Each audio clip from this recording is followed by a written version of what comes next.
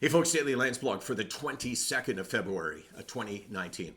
I want to read you a message that I got from somebody that I communicate on direct message. And if you want to DM me a message because you don't feel like you want others to read it, I'm good with that. And sometimes, not necessarily in this case, but sometimes the ultimate in privacy is a first step that can lead you to sharing a little bit more broadly with a little bigger audience.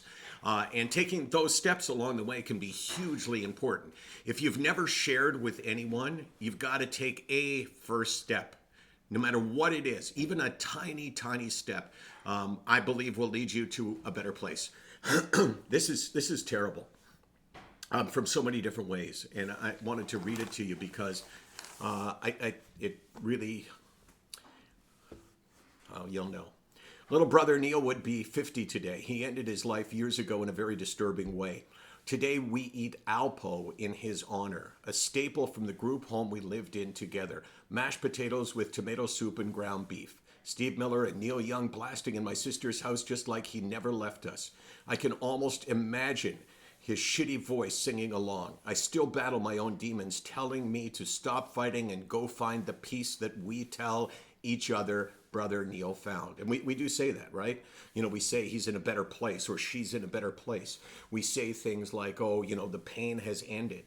And just as I was reading that, I was thinking to myself, well, is that a good way to refer to it? Because it's almost like you're encouraging somebody to say, okay, well, there is a better place, which we don't know. And we don't know whether pain ends or what happens.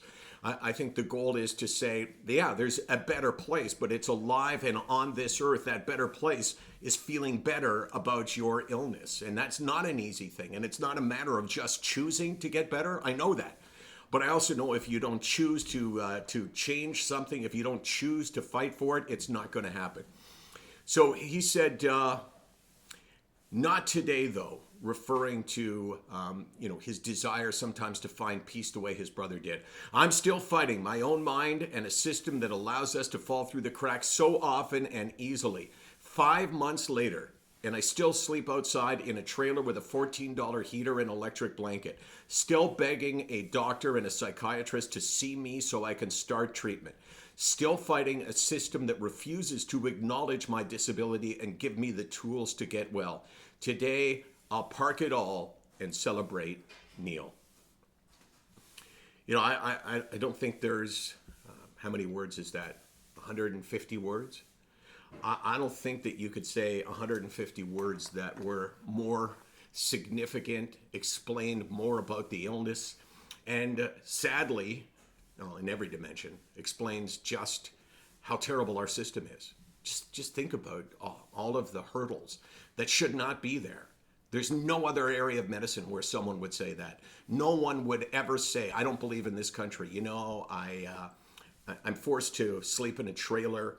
I can't go out because my heart is so bad. I can't get in to see a cardiologist. They keep me waiting. You would never hear that. You would never hear that. But you hear it all the time when it comes to mental illness, and it's not right. SickNotWeak.com, 24 hours a day. 364, we're right here because we need to be. That's terrible. Ugh.